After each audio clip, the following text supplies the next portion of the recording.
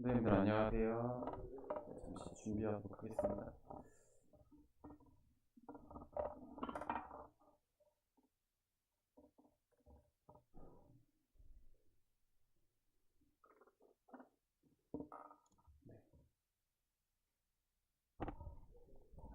오늘은 선생님들과 함께 이 성경 저희 가운데 주어진 이 성경 말씀을 읽는 유익에 대해서 이제 교제를 나누기를 원합니다.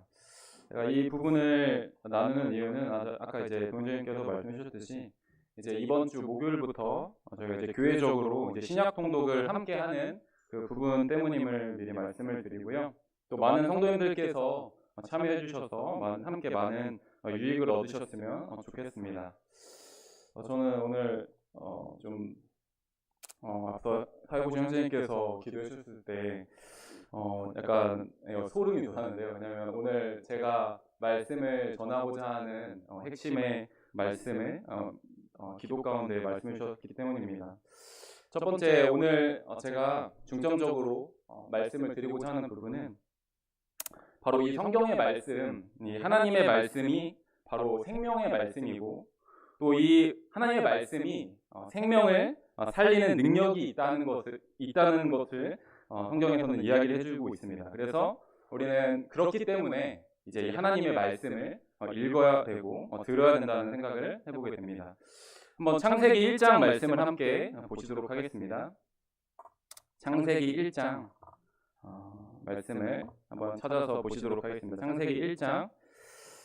창세기 1장에서 하나님께서 천지를 창조하실 때에 어떻게 창조하셨는지를 저희는 살펴볼 수가 있습니다.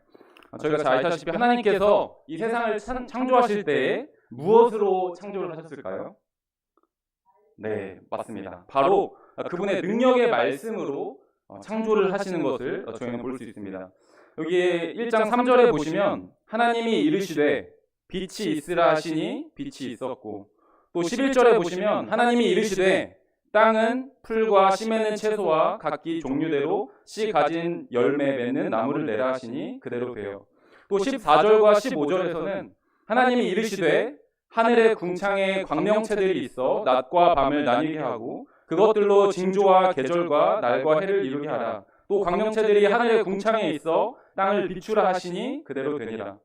그리고 이와 같이 하나님이 이르시되라고 이렇게 말씀하시면서 바다의 생물들과 또 새들을 창조하시고요. 또 육지의 동물들도 동일하게 이 말씀으로 창조를 하십니다. 또 그뿐만이 아니죠. 바로 우리 사람도 하나님의 말씀으로 창조하시는 모습을 저희는 볼 수가 있습니다. 26절에 또 보시면 또 하나님이 이르시되 우리의 형상을 따라 우리의 모양대로 우리가 사람을 만들고.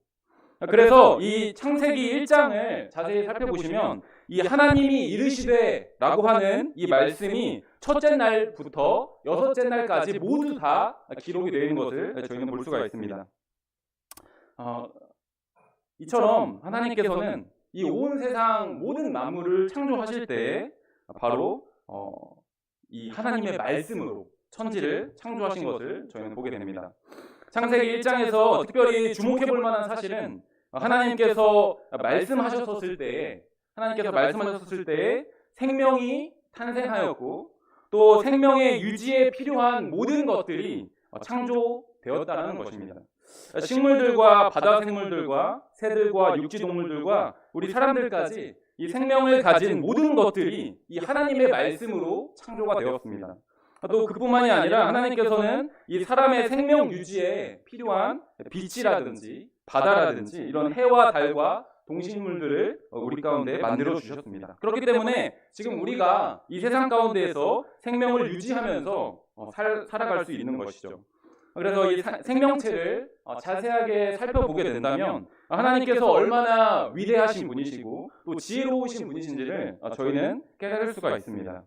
한 번쯤 이런 부분들을 한번 보셨을지 모르겠습니다. 한번 앞에 영상을 한번 보시면, 소리가 나네요. 이렇게 감자가 자라는 이 동영상이 1분짜리 동영상이 있는데요.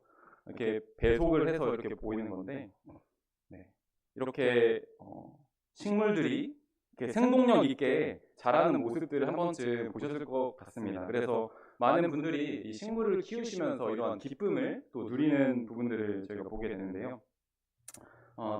식물뿐만 아니라 또 저희가 동물의 왕국 이런 데서 보시다시피 이렇게 동물들이 움직이고 또 이런 생활하는 모습을 자세하게 들여다볼 수 있죠.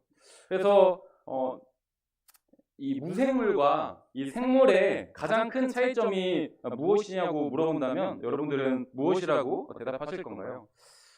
사전적으로 보시면 무생물은 생활 기능이나 생명이 없는 물건, 그래서 세포로 이루어지지 않은 돌이나 물이나 흙 이런 것들이 해당이 됩니다. 그리고 생물은 생명을 가지고 스스로 생활을 유지해 나가는 물체로 동물, 식물, 미생물이 이에 해당한다고 이렇게 사전적으로 이렇게 이야기를 하고 있습니다. 그래서 참 신기하게도 저희 잘 아시다시피 저희 몸에 에너지 원인 먹을 것이 들어가면 사실 에너지가 없더라도 힘이 없더라도 다시 에너지가 충전이 되죠. 그리고 또 다시 그것을 사용하고 이런 부분들이 계속 반복이 됩니다. 그래서 사람의 몸은 정말 신기한 발전기라고 이제 볼 수가 있습니다. 연료가 들어가면 연료를 소진시켜서 에너지를 만들게 되고 이렇게 우리가 생활을 유지해 나갈 수 있습니다. 그리고 그뿐만 아니라 중요한 이 생명체의 특징 중에 하나는 바로 번식을 할 수 있다는 것입니다. 그래서 이 번식을 통해서 개체 수가 늘어나게 되죠. 이제 저희 가운데 있는 뭐 이런 앞에 있는 이 앞에 있는 이 태블릿 PC라든지 이 앞에 있는 강단상은 무생물입니다. 이 무생물은 이러한 생활 기능을 할 수가 없습니다. 번식이 불가능합니다. 현재 과학기술의 발전이 저희가 생각하는 이상으로 빠르고 급속하게 발전을 하고 있습니다만 많이 발전했음에도 불구하고 아직도 사람은 이 자그마한 완전한 생명체 하나도 만들어내지 못하고 있습니다. 이를 통해서 단 6일 만에 이 세상의 모든 생물을 창조하신 이 하나님의 능력은 또 얼마나 크신지를 생각을 해보게 됩니다. 이 하나님의 말씀은 실제로 사람에게 이 생명을 불어 넣어 주었고요. 또 그 생명을 유지할 수 있도록 하셨다는 것입니다. 요한복음 1장 1절부터 4절의 말씀도 동일하게 저희 가운데 증거해주고 계십니다. 제가 1절부터 4절까지를 말씀을 읽어드리도록 하겠습니다. 태초에 말씀이 계시니라. 이 말씀이 하나님과 함께 계셨으니 이 말씀은 곧 하나님이시니라. 그가 태초에 하나님과 함께 계셨고 만물이 그로 말미암아 지은 바 되었으니 지은 것이 하나도 그가 없이 된 것이 없느니라. 그 안에 생명이 있었으니 이 생명은 사람들의 빛이라. 네. 지금 계속 가리키고 있는 바는 말씀에 대해서 말씀해주고 계십니다. 그리고 또 그 말씀이신 예수 그리스도에 대해서 말씀해주고 계시는데요. 바로 이 만물이 말씀으로 말미암아 지은 바 되었으니 지은 것이 하나도 말씀이 없이는 된 것이 없느니라 라고 이렇게 말씀해주고 계십니다. 또 말씀 안에는 4절에 보시면 말씀 안에는 생명이 있었으니 이렇게 저희 이 요한복음 말씀을 통해서도 이 말씀 안에는 생명이 있는 것을 저희는 보게 됩니다. 그리고 하나님께서 특별히 사람에게는 생기를 그 코에 불어 넣어 주셨죠. 그래서 사람이 생명이 되었다라고 성경은 말씀해 주고 계십니다. 그래서 사람은 다른 동물들과는 다르게 제가 그림을 한번 가져와 봤는데요. 다른 동물들과는 다르게 저희 가운데는 어떠한 영역이 있죠? 영의 하나님과 소통할 수 있는 영의 영역을 주셨습니다. 그런데 사람이 범죄한 후에 이 하나님의 말씀대로 내가 선악을 알게 하는 나무를 먹는 날에는 반드시 죽으리라고 하신 그 말씀하신 그대로 아담과 하와는 죽습니다. 사람에게 죽음이라는 것이 찾아온 것도 찾아온 것이지만요. 이 하나님과의 관계에서 이 죄로 인한 단절이 진짜 사망인 것입니다. 그래서 성경에서는 첫째 사망과 둘째 사망에 대해서 이야기를 해주고 있습니다. 그래서 첫째 사망은 실제로 우리가 육체의 죽음을 맞이해서 이 영혼과 육체가 분리되는 것이죠. 그런데 둘째 사망은 무엇입니까? 바로 둘째 사망은 곧 성경에서 불못이다, 곧 지옥불에 떨어지는 것이 둘째 사망이라고 말씀해주고 계시죠. 이 둘째 사망의 특징은 바로 이 생명의 주인이신 하나님으로부터의 영원하고도 완전한 분리입니다. 그래서 더 이상 하나님과 교통할 수 없는 절망적인 상태가 바로 둘째 사망인 것입니다. 그래서 성경에서는 저희가 오늘 예배 시간에도 하나님께서 말씀해 주셨는데요. 에베소서 2장 1절에서 그는 허물과 죄로 죽었던 너희를 살리셨도다 이렇게 말씀하고 계십니다. 그리고 골로새서 2장 13절에서는 또 범죄와 육체의 무할례로 죽었던 너희를 하나님이 그와 함께 살리시고 우리의 죄를 사하시고, 이 말씀들을 통해서 볼 수 있는 부분은 실제로 우리가 이 땅 가운데 사실 생명을 가지고 태어납니다. 근데 살아있죠. 저희가 분명 살아있습니다. 저 살아서 지금 움직이고 있습니다. 근데 죽었습니다. 죽어있는 상태입니다. 누구에 대해서요? 사실 이 육체는 살아있지만 이 하나님께 대하여는 이 영적으로는 죽어있는 상태라는 것입니다.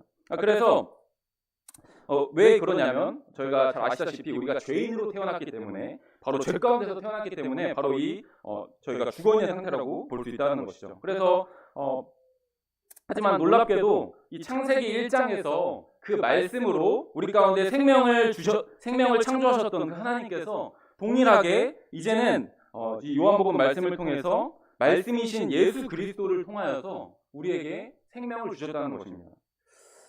예수님께서 말씀하셨죠. 나는 부활이요 생명이니 나를 믿는 자는 죽어도 살겠고, 또 주님께서는 내가 곧 길이요 진리요 생명이라고 이렇게 말씀하셨습니다.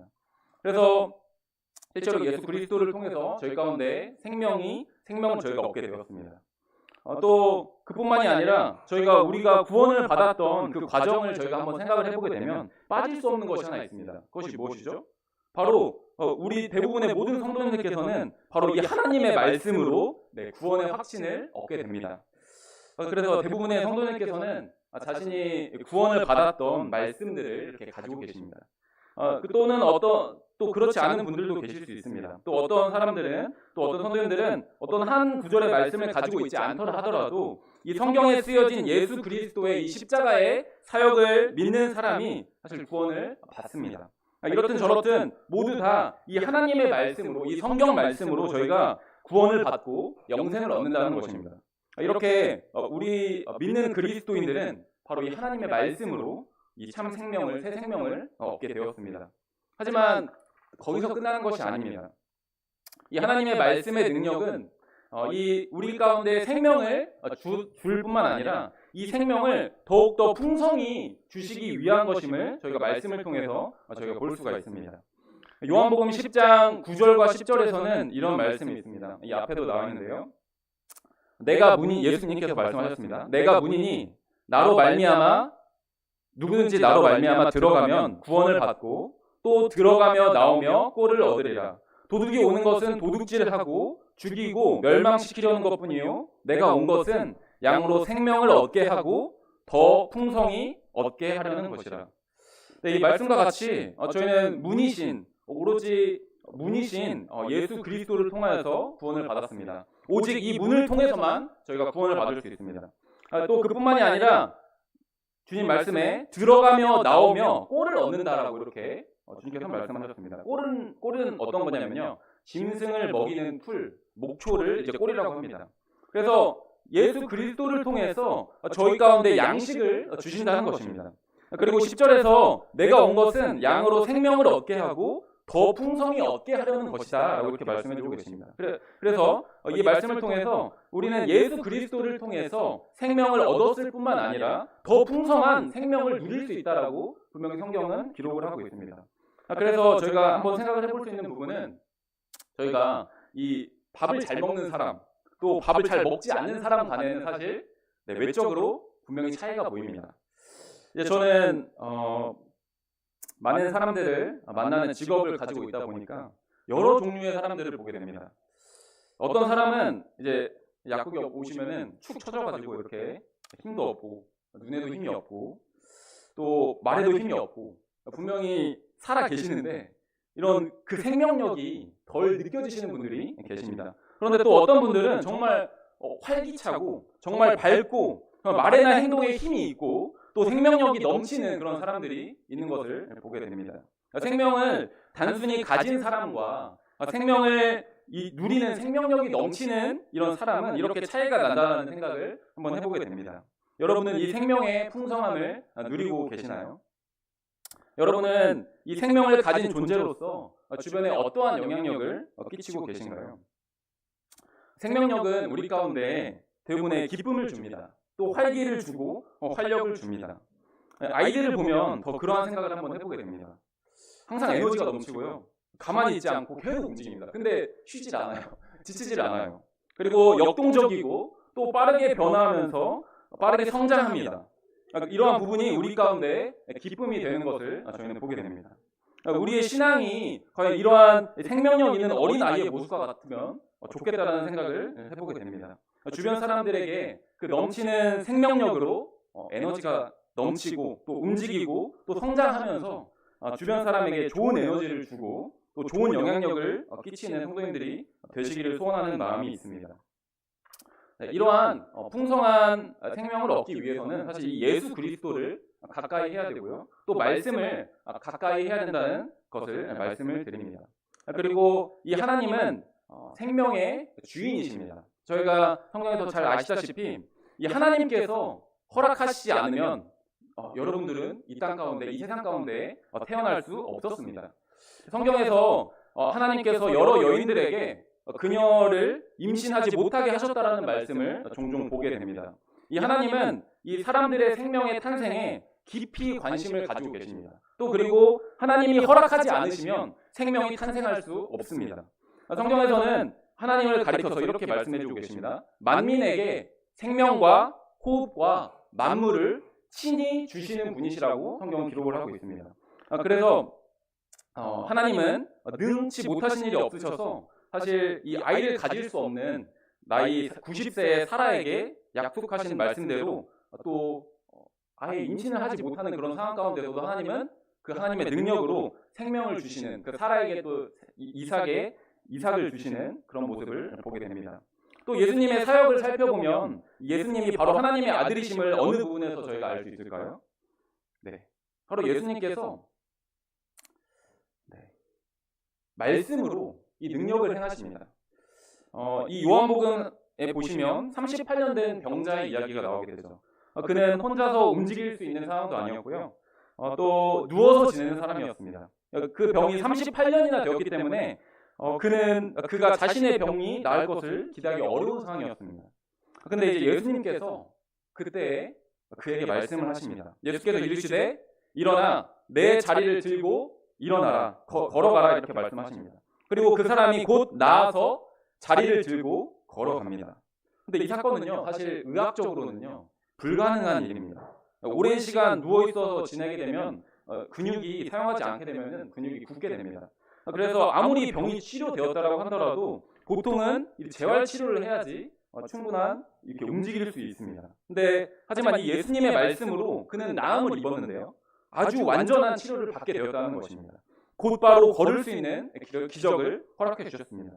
어떻게요? 바로 이 하나님의 말씀, 이 말씀으로, 주님의 말씀으로 그가 이러한 치유를 받았습니다.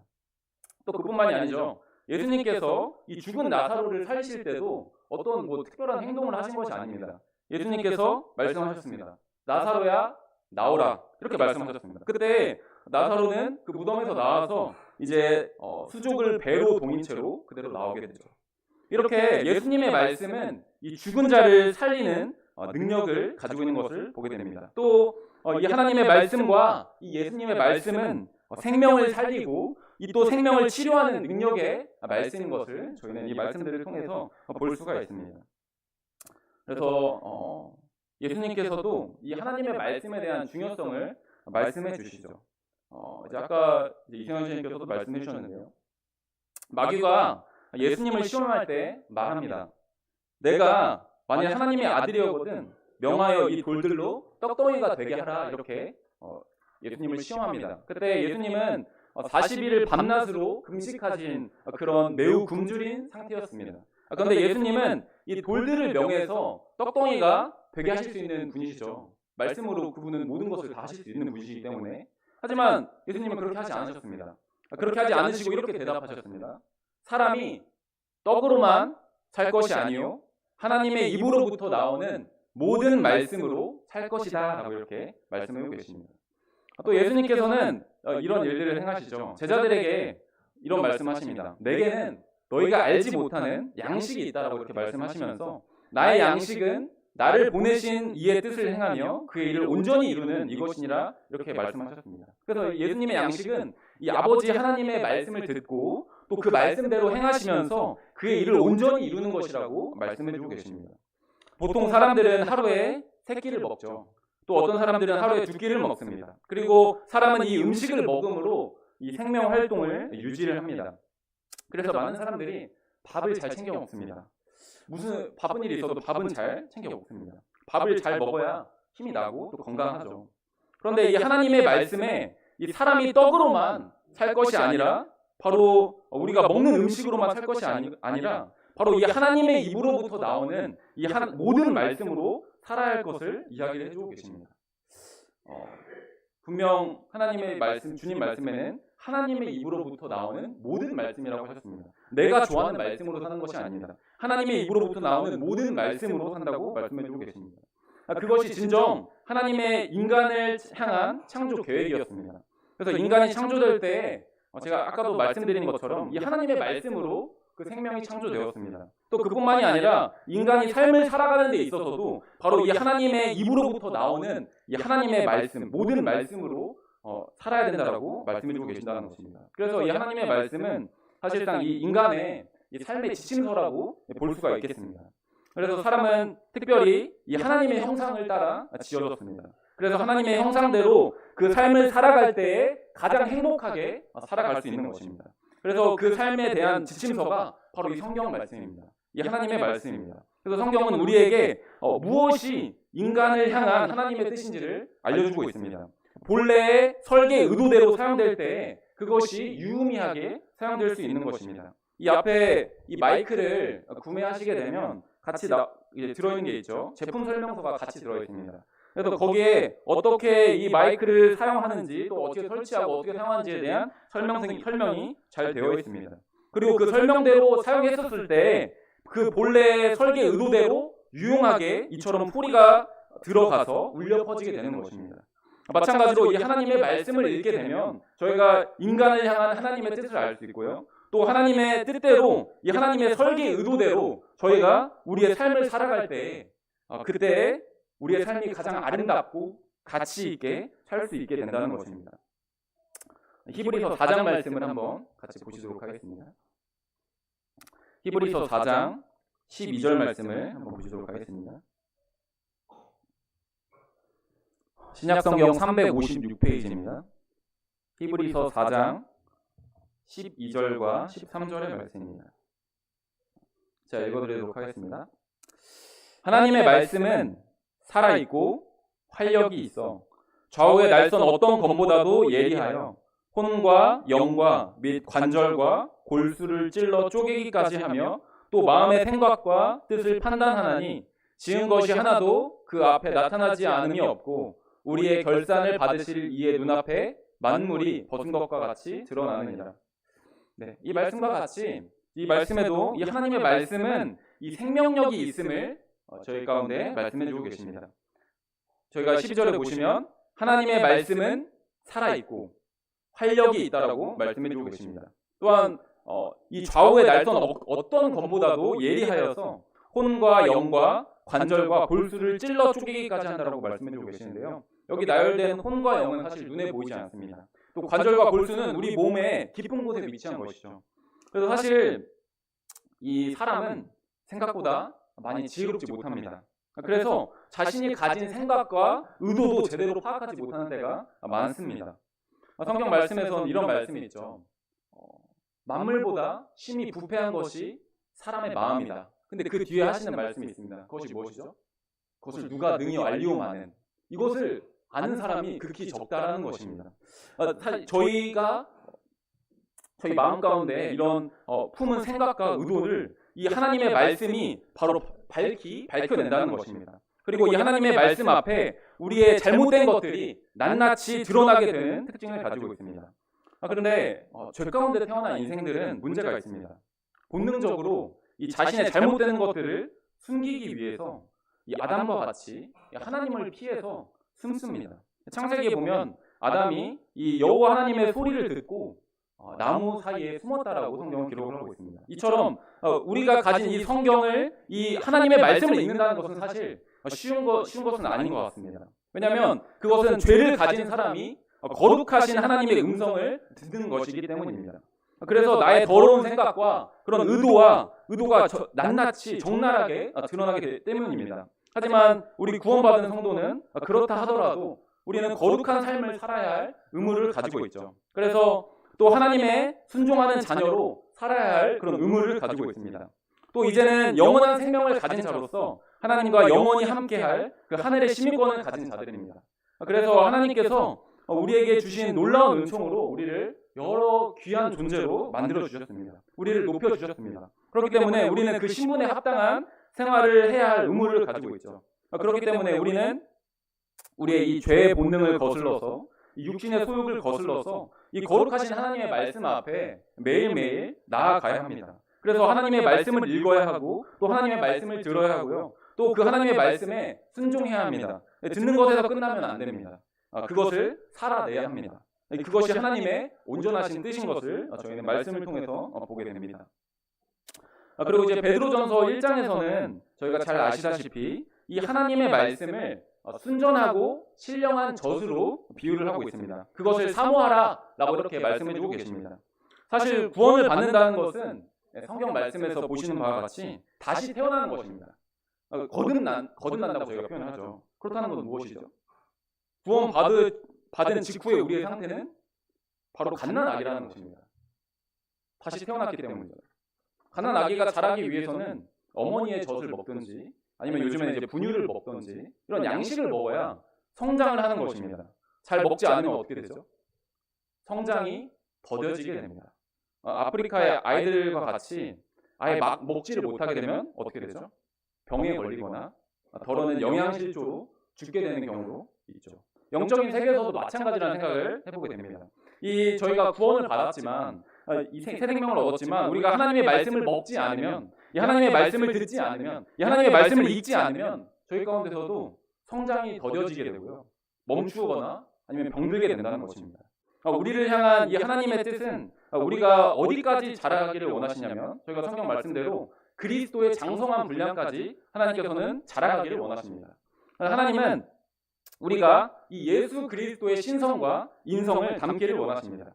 성도님들도 이러한 소원이 있으시기를 바라는 마음이 있습니다. 마지막으로 이제 요한일서 말씀을 한번 보시도록 하겠습니다. 요한일서 2장 12절부터 14절의 말씀을 함께 보시도록 하겠습니다. 요한일서 2장 12절부터 14절의 말씀을 한번 한 소리로 같이 한번 읽어보도록 하겠습니다. 요한일서 2장 12절부터 14절입니다. 함께 읽도록 하겠습니다. 시작. 자녀들아, 내가 너희에게 쓰는 것은 너희 죄가 그의 이름으로 말미암아 사함을 받았으며, 아비들아, 내가 너희에게 쓰는 것은 너희가 태초부터 계신 이를 알았으며, 청년들아, 내가 너희에게 쓰는 것은 너희가 악한 자를 이기었습니다. 아이들아, 내가 너희에게 쓰는 것은 너희가 아버지를 알았으며, 아비들아, 내가 너희에게 쓴 것은 너희가 태초부터 계신 이를 알았으며, 청년들아, 내가 너희에게 쓴 것은 너희가 강하고 하나님의 말씀이 너희 안에 거하시며 너희가 흉악한 자를 이기었습니다. 네, 감사합니다. 여기 말씀해 보시면 세 부류의 사람이 나옵니다. 첫 번째로 자녀들, 또 아이들의 경우에는 이제 죄사함을 받고 이제 하나님 아버지로 모시게 되었습니다. 그런데 거기에 머무르는 사람들입니다. 다른 성경에서는 어린 아이는 이의 말씀을 경험하지 못한 자라고 이렇게 얘기를 하고 있는데요. 거기서 이제 더 자라게 되면 이제 뭐가 되죠? 청년이 되죠. 청년들은 무엇을 하고 있다고 성경은 말씀하고 계시죠? 하나님의 말씀이 너희 안에 거하시며 너희가 흉악한 자를 이기었다, 악한 자를 이기었다라는 것은 실제 그들의 삶 가운데서 이 하나님의 말씀이 풍성하게 거하여서 우리가 이 사탄과의 이 영적인 전쟁에서 승리하는 그런 부분으로 승리하는 삶을 사는 사람들을 이야기를 해주고 있습니다. 그리고 이제는 더 나아가서 더 성장하게 되면 이제 뭐가 되죠? 더 자란 아비들의 경우는 너희가 태초부터 계신 이를 알았다라고 이렇게 말씀해주고 계십니다.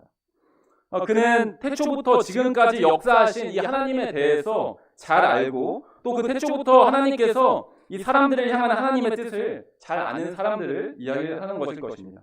하나님의 마음을 잘 아는 사람을 이야기하는 것입니다. 또 아비들은 또 무엇이 있죠? 자녀들이 있습니다.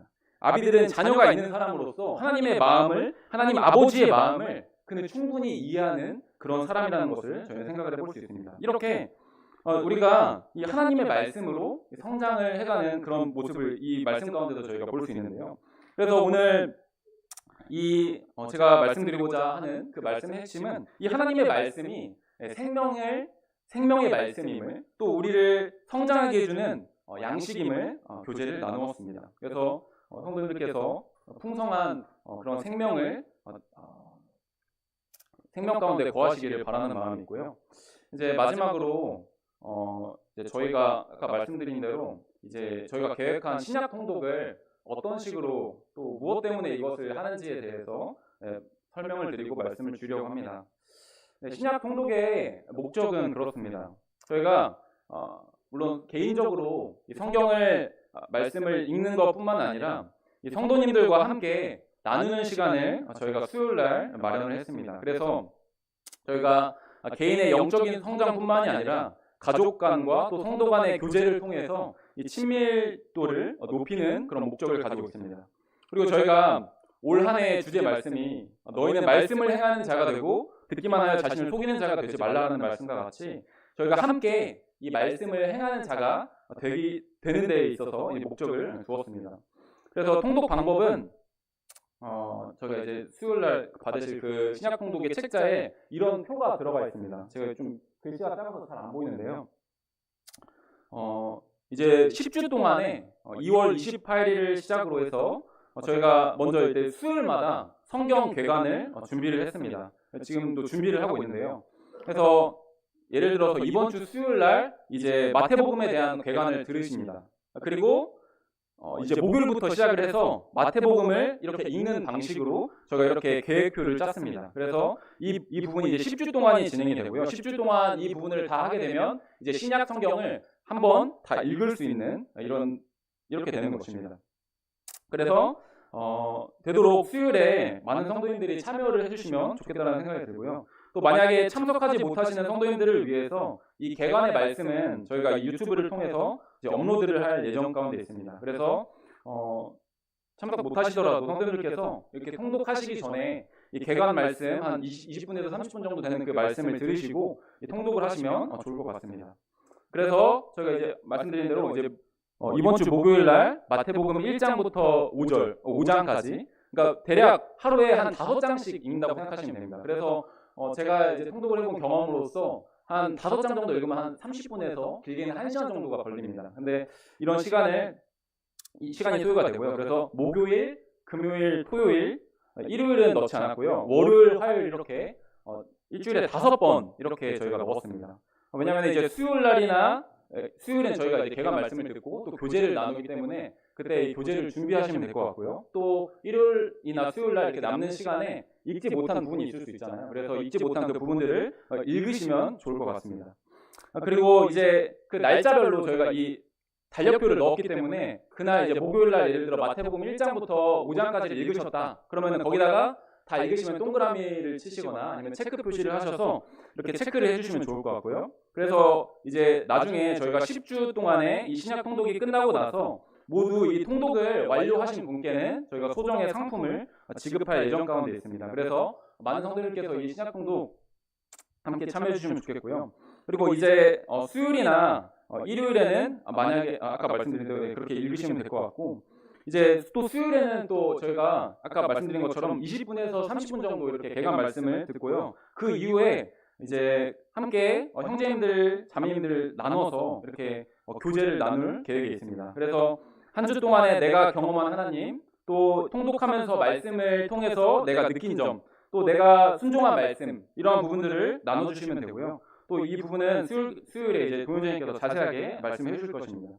또 그뿐만이 아니라 그 교제 시간에 이제 기도 제목이 있으면은 함께 말씀해 주시면서 또 금요일에 함께 기도할 수 있도록 이렇게 연계할 수 있도록 계획을 하였습니다. 그리고 통독 노트는 아까 말씀드린 것처럼 수요일에 이렇게 드릴 예정이 있고요. 이렇게 해서 총 2월 29일부터 시작을 해서 저희가 5월 7일까지 하면은 이제 신약 통독을 한번 할 수 있도록 이렇게 계획을 하였습니다. 그래서 많은 성도님들께서 함께 참여해 주시기를 부탁을 드리고요.